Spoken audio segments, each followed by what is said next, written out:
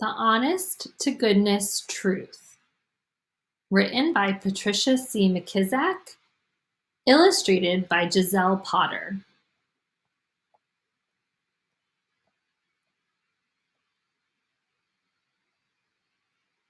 Libby hurried out the door and down the porch steps. "Did you feed and water old boss?" Mama called from her sewing room window. Libby stopped at the gate. "Yes, Mama," she answered.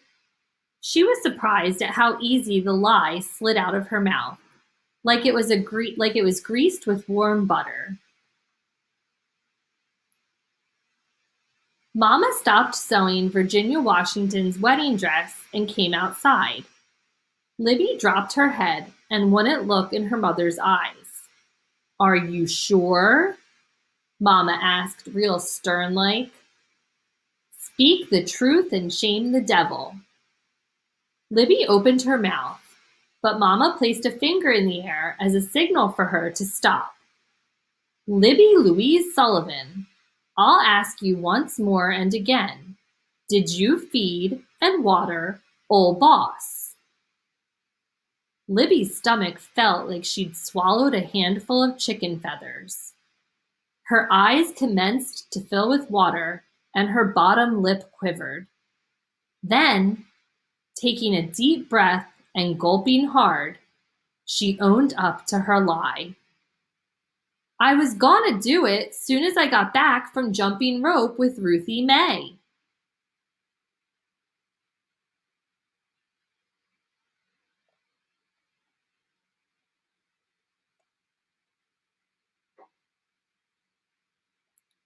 Libby felt a lot better, even though Mama punished her double. For not tending to old boss, Libby couldn't go play with Ruthie May.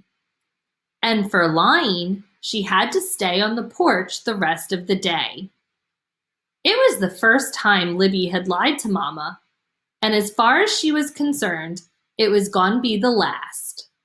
From now on, only the truth, she decided. Libby started her truth-telling come Sunday morning.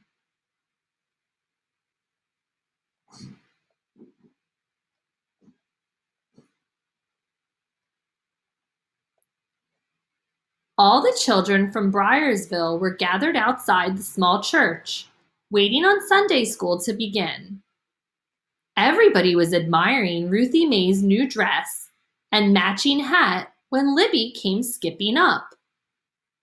"Morning, everybody." "Morning, Ruthie May," she spoke all nice. "I like your outfit. It's real pretty.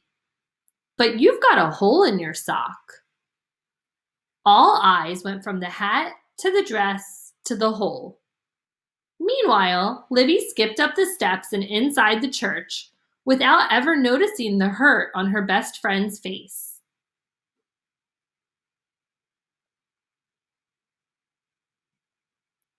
Service ended, and, same as always, Libby asked Ruthie May to walk home.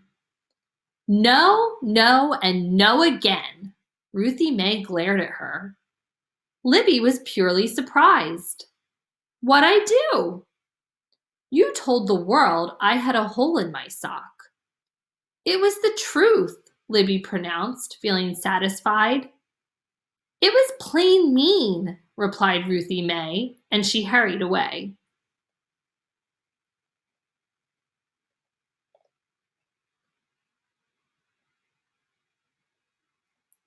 Libby looked at the idea from the outside in and then from the inside out as she walked home alone. By the time she trudged up her steps, she was still confused.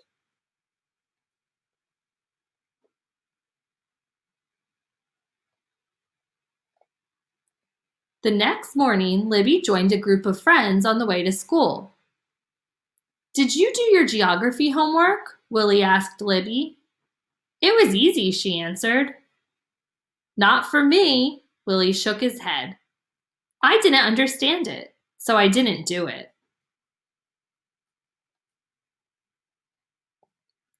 First thing in class, Libby started waving her hand. Me, Miss Jackson! Me! Me, Miss Jackson! When the teacher called on her, Libby announced, Willie don't got his geography homework.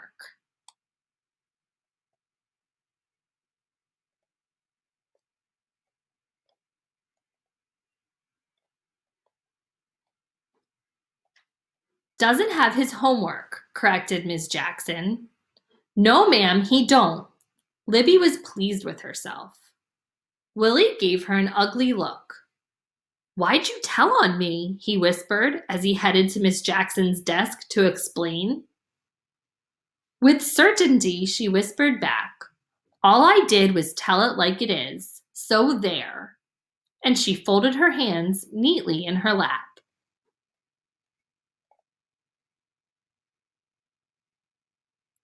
Before lunchtime, Libby had told a lot of truths.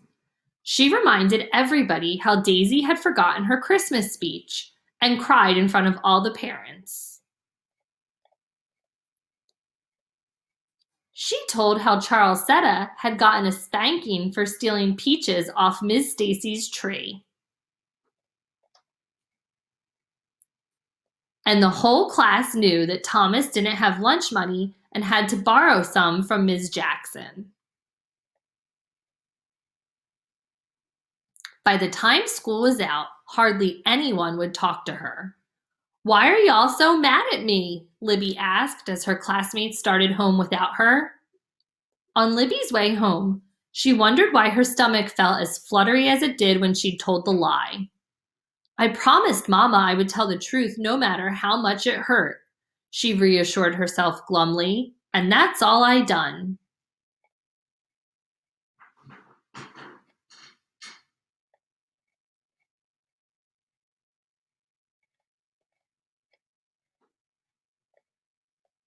Before Libby knew it, she was in front of Miss Tussleberry's vine-covered cottage. The woman was in her rocking chair, gliding back and forward and fanning herself with a hand-folded fan. How do, Libby Louise? She called in her sing-song voice. What's that sad look you wearing on such a pretty day? Libby jumped right in with what was bothering her. Can the truth be wrong? Oh no, Miss Tussleberry said, fanning faster. The truth is never wrong. Always, always tell the truth. That's what I thought, Libby said, a smile of relief lighting up her face.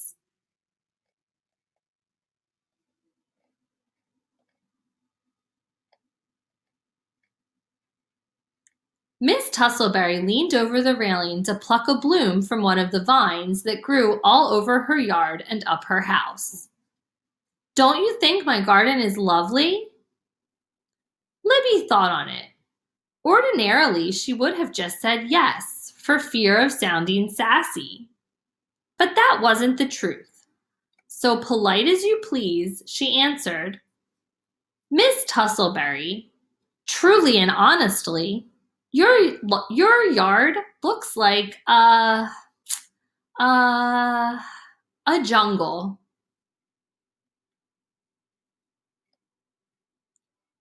Well, I declare, Miss Tussleberry gasped. Don't be mad, Libby pleaded, but it was too late. Miss Tussleberry rushed inside her house and slammed the door.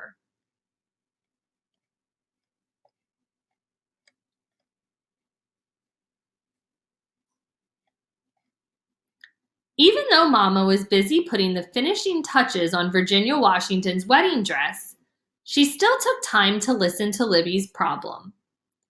I feel something awful. My friends don't like me no more. Anymore, repeated her mother. No, they don't. And just 'cause I told the truth. The girl sighed deeply. Handing her a needle to thread, Mama asked gently, Are you sure they're mad at you for telling the truth? I think so, said Libby. Willie was mad as a hornet when I told Miss Jackson he didn't have his homework. And Miss Tussleberry got plenty upset when I said her garden looked like a jungle. Mama smiled. Oh, I see. Then, putting down her work, she took Libby's hands, saying, "Sometimes the truth is told at the wrong time, or in the wrong way, or for the wrong reasons, and that can be hurtful. But the honest to goodness truth is never wrong." Then Mama went back to stitching and pulling, stitching and pulling. Libby walked to the barn to feed and water Old Boss, all the time trying to get an understanding of her mother's words.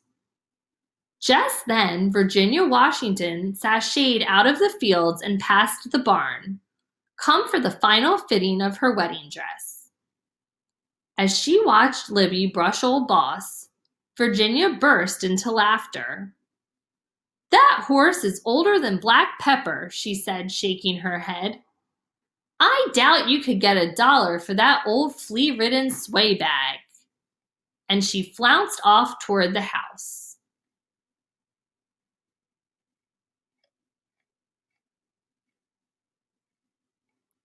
"Don't say those things about Old Boss," Libby called after her, throwing her arms around the horse's neck. She knew he wasn't the fine carriage horse he had once been, but why did Virginia have to rub it in? Now Libby thought back on her own truth-telling, and Mama's words suddenly became crystal clear. The next day, Libby caught up with her friends on the way to school. She told Ruthie May, "You did have a hole in your sock, but I could have whispered it to you instead of hollering it out for everybody to hear. I'm sorry." Ruthie May smiled. "You finally got it," she said. Libby apologized to Willie, too.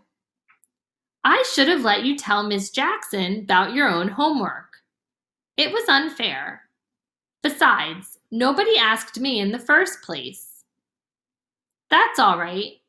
But hey," he added, "do you think you could help me with my geography homework?" "No problem," said Libby.